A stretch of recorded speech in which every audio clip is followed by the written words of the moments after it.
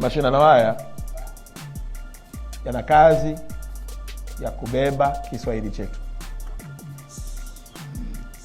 Mtafika mahala mtakuwa mnalazimika kuongea lugha za watu wa huko ili kueleweka, kwa sababu wakati mwingine huwezi kwenda kwenye taifa la watu ukawasemesha tu lugha yako. Mnalazimika pia kutumia lugha yao. Na maana kama mashindano yenu mtakuta mnataka kuonyesha uwezo wa kuongea lugha tofauti tofauti, lakini usahau fahari ya taifa lako, lugha ya Kiswahili. Sambamba na hilo, tunajua kwamba tuko kwenye maandalizi ya mashindano ya AFCON, jambo ambalo Watanzania wamekaa katika mkao wa kula, na niwahakikishie wanahabari na Watanzania, timu yetu inaendelea kujiandaa vyema.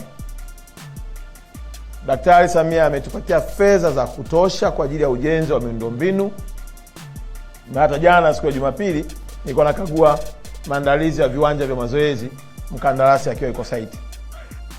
Niwahakikishie maneno yanayotapakaa huko mtaani na kejeli na mipango miovu ya kutaka kuhalalisha kuahirishwa kwa mashindano ya AFCON kamwe hayatapata nafasi kwa kudra za Mwenyezi Mungu.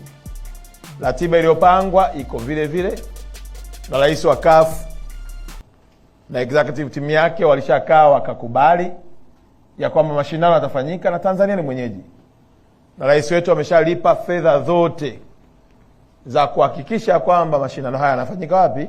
Tanzania. Kwa hiyo maneno yale yanayoendelea kwenye mitandao